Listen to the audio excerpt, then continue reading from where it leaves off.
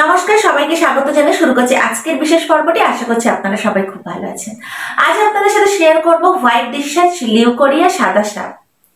সাদা স্রাবটা কি সেটা আজকে ডিসকাস করছি না, আজকে পুরোপুরি শেয়ার করছি কিছু রেমেডি যেটা অবশ্যই আপনাদের জন্য খুবই সাহায্যকারী হবে।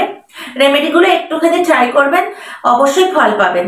দেখুন, সাদা স্রাবে অনেক মেয়েরা ভুগে থাকে। আমার কাছে প্রায়শই এই কোয়েশ্চেনটা আসে, দিদি সাদা স্রাব হচ্ছে, আমি কি করব, কি করা উচিত? তো দেখুন, ডাক্তারের কাছে গিয়েও আপনার কোনো ফল হচ্ছে না, হয়তো ওষুধ যতদিন খাচ্ছেন ঠিক থাকছে, তারপরে আবার সমস্যা হচ্ছে।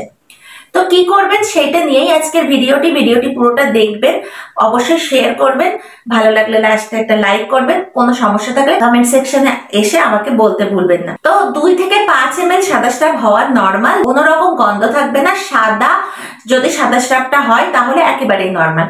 5 ml এর উপরে যদি সাদা স্রাবটা হয় সাথে গন্ধযুক্ত, তাহলে অবশ্যই সাদা স্রাবটা হওয়াটা খারাপ। তো দেখুন, আপনি তো এখন কাপ নিয়ে মাপতে বসবেন না যে 2 থেকে 5 ml হচ্ছে কি তার বেশি হচ্ছে, সেটা আমি কি করে বুঝবো?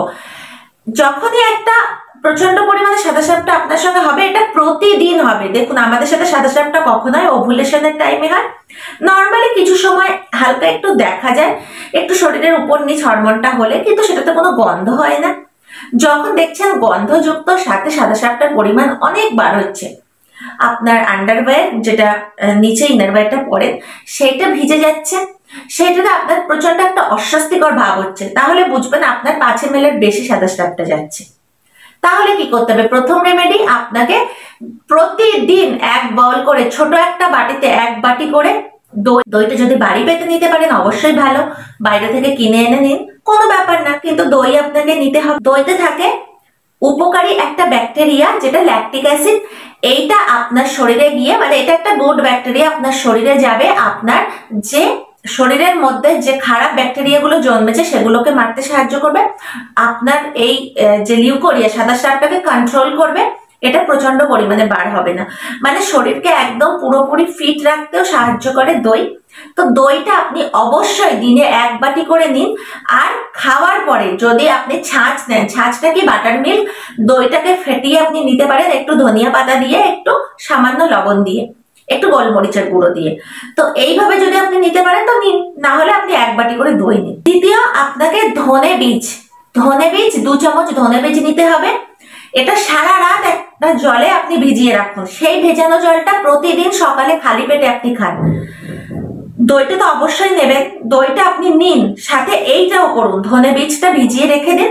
এইটা 1 গ্লাস জল আপনি সকালে নিন। এটা একটা উপকারী ব্যাকটেরিয়া, এটা থাকে মাইক্রোবস, যেটা খুব সাহায্য করবে আপনার এই ফাঙ্গাল যে ইনফেকশনটা, যার জন্য আপনার হোয়াইট ডিসচার্জটা আসে, সেটা হতে দেবে না। তো অবশ্যই আপনি ধনে বীজের যে জলটা পানিতে, এটা অবশ্যই নিন। 3 নাম্বার, আপনি ডেইলি কোকোনাট ওয়াটার নিন, নারকোলের জল।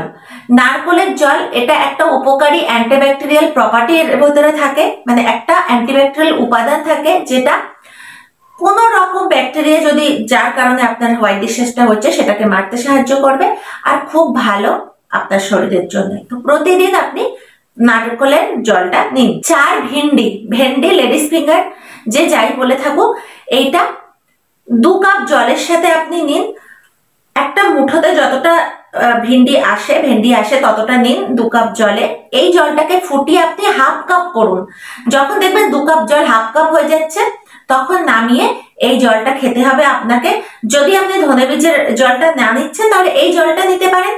তো এই জলটা আপনি রোজ সকালে খালি পেটে 1 বার করে নিন। এটা লিউকোরিয়াটাকে ঠিক করবে, কন্ট্রোল করবে লিউকোরিয়াটাকে, সাদা স্রাবটাকে, আর শরীরে যে সমস্ত মিউকাস গুলো আছে, মিউকাসটা বার করতে সাহায্য করবে। লাস্ট 5 নাম্বারে এটা বলবো, এটা কোনো খাওয়ার কিছু না, এটা একটা নিয়ম। এটা ফলো করলে অবশ্যই সাদা স্রাব থেকে আপনি মুক্তি পাবেন। গরম জল করে নিন, গরম জল 1 গামলা ভরে নিন। সেই গরম জলের ভিতরে আপনি 5 থেকে 7 মিনিট বসে অশ্বিনী মুদ্রা, আপনি ডিসপ্লেতে দেখতে পাচ্ছেন, এই অশ্বিনী মুদ্রাটা আপনি ফলো করুন। ওই জলের ভিতরে 5 থেকে 7 মিনিট আপনাকে এই মুদ্রাটা করতে হবে। তারপর মুদ্রাটাকে ছেড়ে দিন, দিয়ে আরো 5-7 মিনিট এই জলের মধ্যে বসে থাকুন। এই জলের ভিতরে আপনি একটু লবণ দিতে পারেন, বা নিম অয়েল, আপনি যে কোনো সুপার মার্কেটে বা আপনি অনলাইন স্টোরে পাবেন নিম অয়েল। নিম অয়েলটা 2-3 ড্রপ ছেড়ে দিন।